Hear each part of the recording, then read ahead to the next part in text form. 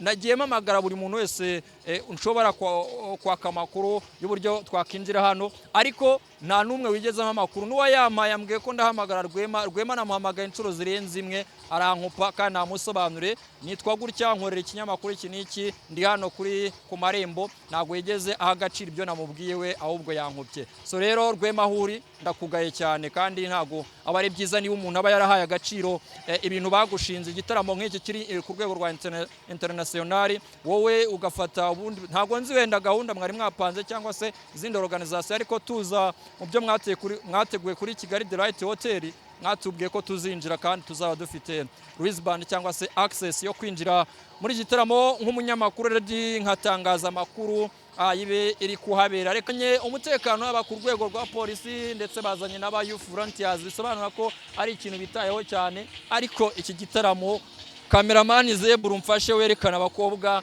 inkumi ziri kwinjiramo hano, ubanze uberekane bagaragare twumvikane niba nta shyaro ufite, niba oya aringiye kurengera ariko hano hari kwinjira ingero zitandukanye. Hano ku marembo uri kwinjira bagasikaninga and then wagera no ahandi, kuko hari golden cycle, akaba general admisa, akaba na VIP wing. Ni amarembo ndi kubona agera 1 2 3, ni amarembo 3. Buri rembo rero rikwinjiramo bitewe n'itike wabashije kugura cyangwa se na access ufite, niba ushinzwe protocole, niba ushinzwe umutekano, niba waraguze ticket bakareba tike waguze ijyanye niyo ugomba. Ndebera nk'aba bana baba ruberekane Zebra, reba abana babaje mu gitaramo kimeze gutya, gitaramo kiryoheye amaso. Abanya-Uganda hano baje, noneho ibiraza mwavuze ngo Igisenyi ngo habayeyo ngo ibintu bikomeye cyane. Ubu noneho ibirabere hano byo ntago ndaza kumenya uburyo ndaza kubisobanura.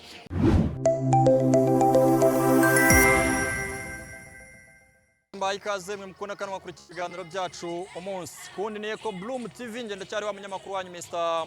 Ndindangarwa Ndintore, ndi umunyarwanda of course, ndi na diaspora, umusore ukunda Imana, igihugu ndetse n'abagituye. Nkunda cyane mudukunda mukaradukurikira umunsi kundi. Ikaze kuri Eco Bloom TV, ikaze kuri platform zacu yaba Instagram, TikTok ndetse na Facebook, hose aho tubagezaho amakuru, imyidagaduro, siporo ndetse n'ibindi bigiye bitandukanye. Uyu munsi turi kwa gatandatu, abakunzi b'umuziki, abakunzi b'amakuru, abakunzi b'imyidagaduro, by'umwihariko abakunzi b'umuziki ba DJ Spino kuva Uganda Kampala basesekaye hano i Kigali, by'umwihariko mu karere ka Kicukiro, umurenge wa Gahanga, ku kibuga cya Gahanga cricket. Aha niho hagiye kubera rero igitaramo karahabutaka kigiye guhuza aba DJs batandukanye, by'umwihariko abaturuka mu gihugu cya Uganda barimo Kabiza Desmer ndetse na Spino, harimo ka DJ Sheila Kashumba, Selector J, DJ Dashi ndetse na DJ Ino, Jox Parker, DJ Maono, DJ Paifo, Zuba Mutesi ndetse na Joshi azaba ari MC cyangwa se araba ari MC. Nkuko muri kubibona magaze ku marembo neza, aho abamaje kugura amatike bari kwinjirira, ariko kandi na amatike yabaye sold out kuri gitaramo cya day 1, cyane ko day 2 yo ariyo iri kugurishwa, ariko kandi akaba ari na day 2 itegerejwemo abahanzi barimo Mugisha Benjamin cyangwa se The Ben ndetse na Mike Kayihura ndetse na DJ Spino. Akaba ari naho by'umwihariko bashyize screen ya Final World Cup 2026 izaba iri kwerekanirwa hano kuri iki kibuga cya Gahanga cricket. Ariko kandi ni igitaramo urumva cyamaje kwandika amateka, bitewe nuko murabizi ibitaramo byagiye biba sold out, bikaba ari ibitaramo bibiri, harimo icya King James dutegereje ejo bundi itariki ya mbere y'ukwezi kwa munani, ndetse umunsi wa kabiri w'itariki ya 2 z'ukwezi kwa munani. Nabonye King James yamaje kubigaragariza amakuru, sinzi abajene bamaje kuyatahura ngo afite hoteli y'Igisimba cyane, hoteli iherereye mu karere ka Rutsiro. Ariko iyo nkuru nayibonye hehera, iyo nkuru nayibonye hehe, nimba nzanywe n'amakuru muri rusange ngomba guhita mba updatinga ibintu mba nabonye mutari mwakabonye. Witwa King James, ngira ngo benshi bagiye bavuga ngo umuziki asa naho ugendamo gakeya akinjira muri business. Ngira ngo hari rumors zaje z'uruganda rw'akawunga, bakubitaho supermarket, abo noneho haje na hoteli, ariko ni n'umwe mu bakoze amateka, atwereka ko afite urukundo rukomeye cyane n'abanyarwanda ndetse n'abo hanze y'u Rwanda muri rusange. so rero reka ngaruke kuri iki gitaramo aho amatike y'iki gitaramo cy'uyu munsi yabaye sold out, ariko akaba n'igitaramo already kukinjiramo bigoranye cyane kuva kuri media content creation ndetse n'ibindi, ari nacyo kintu ndaza kuba nenga cyane ku bijyanye na organisation za hano, yaba abashinzwe media cyangwa se uwo bashinze media. Numvishe bambwira ngo ni Rwema, nagiye mpamagara buri muntu wese unshobora kwaka amakuru y'uburyo twakinjira hano, ariko nta n'umwe wigezemo amakuru. N'uwa yambwiye ko ndahamagara Rwema namuhamagaye inshuro zirenze imwe arankupa kandi namusobanure nitwa gutya, nkorera ikinyamakuru iki n'iki, ndi hano ku marembo, ntabwo yigeze aha agaciro ibyo namubwiye we, ahubwo yankupye. So rero Rwema ahuri ndakugaye cyane, kandi ntabwo aba ari byiza niba umuntu aba yarahaye agaciro ibintu bagushinze. Igitaramo nk'iki kiri ku rwego rwa international, wowe ugafata ubundi, ntabwo nzi wenda gahunda mwari mwapanze cyangwa se izindi organisation, ariko tuza mu byo mwateguye kuri Kigali The Right Hotel, mwatubwiye ko tuzinjira kandi tuzaba dufite wristband cyangwa se access yo kwinjira muri gitaramo nk'umunyamakuru ready nkatangaza amakuru yibe iri kuhabera. Reka wenda nigarukire kuri audience, nakubwira ko ari igitaramo cy'abasirimu byatari, igitaramo cy'abasirimu byatari. Urebye abakobwa beza ndi kubona bari kwinjira hano, ntabwo yaba ari babakobwa batunze za telefone mujya mwita amazina ntiriwe ngarukaho, ariko hano ashobora kuba byibura telefone ya make atunze ishobora kuza kubihagurukira kuri miliyoni cyangwa se 500,000. Wenda ibyo n'urwenya, ariko ni kugira ngo wenda nkubwire ishusho y'uri kwinjira hano uburyo ameze, igiciro ahagazeho, cyane ko n'amatike hano nabonye inyinshi ziri mu 10,000 kugeza ku itike ya miliyoni. Ntabwo ari ikintu cyoroshye kuba igitaramo cyabaye sold out harimo amatike ya miliyoni, kandi bivuze ko yaguzwe. Niba rero byibura iki gitaramo kirimo nk'abantu nka 5, tuvuge n'urugero baguze itike ya miliyoni, urumva miliyoni 5 dizinje, niba ari abaguze za 20 cyangwa 25 cyangwa 30 bitewe n'ibiciro bashyizeho, cyangwa 5,000 bitewe n'ibiciro bashyizeho.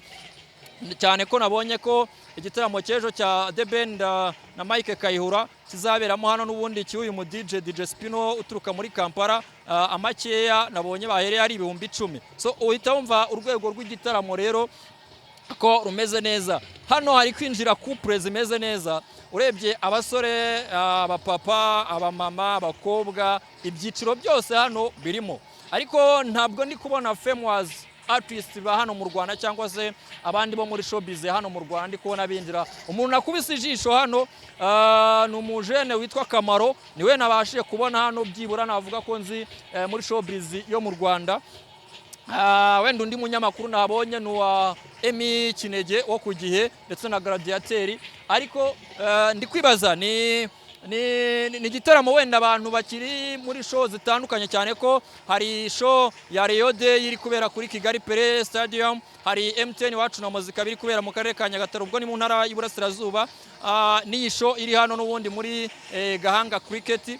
Ntabwo ndi kwibaza, ndimo ndibaza se ni show zabaye nyinshi abantu uburyo babigabanya bikaba ikibazo, cyangwa se ntabwo nari namenya impamvu nyirizina ikiri kubera hano. So rero hano kuri Gahanga Cricket ikintu nashimye cyane ni umutekano nahabonye. Kuva ku rwego rw'ubuzima nabonye ambulance zirimo, ni ibitaramo bikeya ushobora kujyamo ugasanga zifite na ambulance, ibyo bitaramo bifite na ambulance. Buriya ni nacyo nakangurira n'abarognaza b'ibitaramo bajye bihangana, kuko hari nk'umuntu ushobora kugira gutyo bakamusunika akabaguye hasi, bigakenerwa akajyanwa kwa muganga byihutirwa. Iyo rero bafashe umwanya bakavuga ati turazana ambulance, baba bitaye cyane no ku buzima bw'umuntu. So bisobanura neza ko rero aba ari ikintu cy'agaciro. Ikindi nabonye umutekano yaba ku rwego rwa polisi ndetse bazanye n'aba youth volunteers, bisobanura ko ari ikintu bitayeho cyane. Ariko iki gitaramo cameraman Zebru mfashe werekana abakobwa inkumi ziri kwinjiramo hano, ubanze uberekane bagaragare twumvikane, niba nta shyaro ufite, niba oya ari ngiye kurengera. Ariko hano hari kwinjira ingero zitandukanye. Hano ku marembo uri kwinjira bagasikaninga, and then wagera no ahandi, kuko hari Golden Cycle, akaba General Admisa, akaba na VIP Wing. Ni amarembo ndi kubona agera 1, 2, 3, ni amarembo 3 buri rembo rero rikwinjiramo bitewe n'itike wabashije kugura cyangwa se na access ufite, niba ushinzwe protocole, niba ushinzwe umutekano, niba waraguze tiketi bakareba tike waguze ijyanye niyo ugomba. Ndebera nk'aba bana babarira uberekane zebra, reba abana babaje mu gitaramo kimeze gutya, igitaramo kiryoheye amaso. Abanya-Uganda hano baje noneho ibiraza mwavuze ngo Igisenyi ngo habayeyo ngo ibintu bikomeye cyane.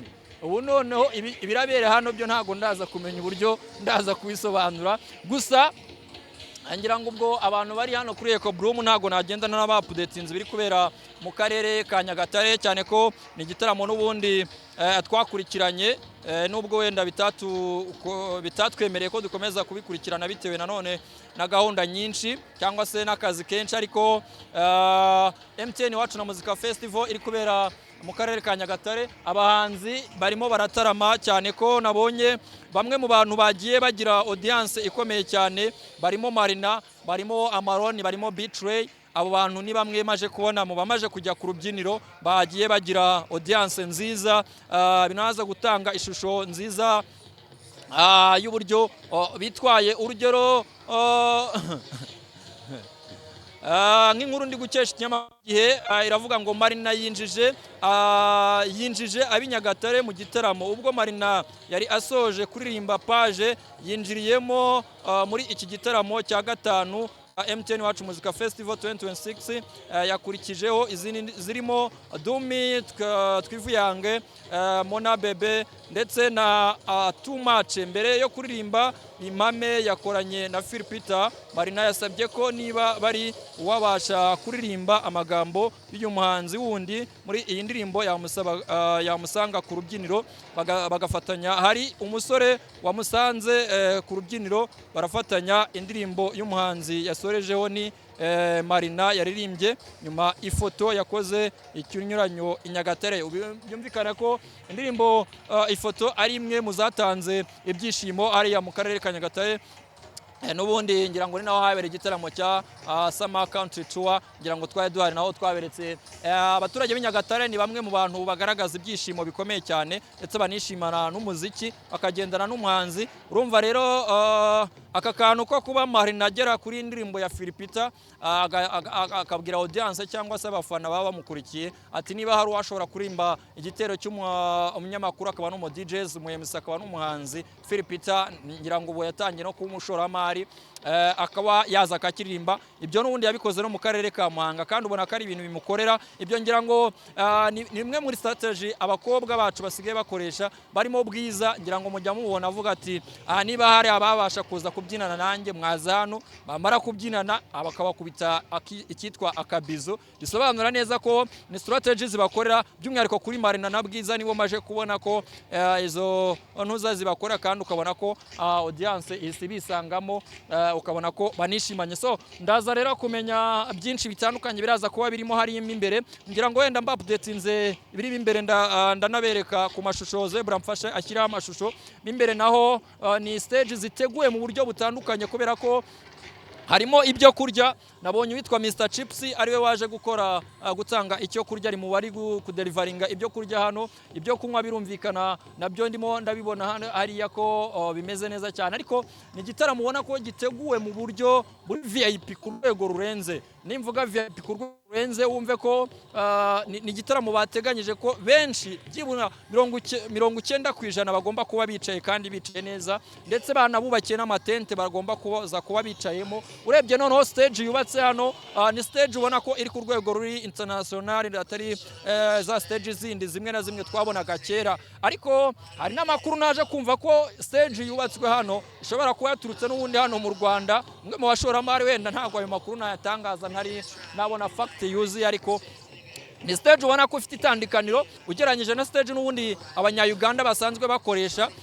Bimininga ko n'ubundi stage bashyize hano nazo zari kuba ziri ku rundi rwego. Undi muntu mbaje kubona winjiye hano n'uwitwa DJ Didman, akaba ari umwe nawe mu bambonye bageze hano wenda bazwi hano mu Rwanda mu bijyanye na showbiz cyangwa se na entertainment. So reka rero mbonereho ushimire wowe umfashe gukurikira ibiri kubera hano, hanyuma ubwo mugendaza kuba mbonye access nkinjiramo hari imbere, ndaza no kuapdatinga kuri social media platform zose dukoresha, kuri TikTok, Instagram, by'umwihariko namwe tubana umunsi ku wundi makuru n'ibiganiro tubagezaho hano kuri YouTube ni Eco Bloom TV. Reka ngushimire kandi nizere ko ukomeje gukanda subscribe, ukomeje gufunga notification kugira ngo amakuru n'ibiganiro byose dukora bijye bikugeraho umunota ku wundi. Kuri kamera mari kumwe na Zebra Switch, nanyu following kuri Instagram nitwa umunyamakuru wanyu Mr Muhanzi, ndetse no kuri TikTok nitwa umunyamakuru wanyu Mr Muhanzi.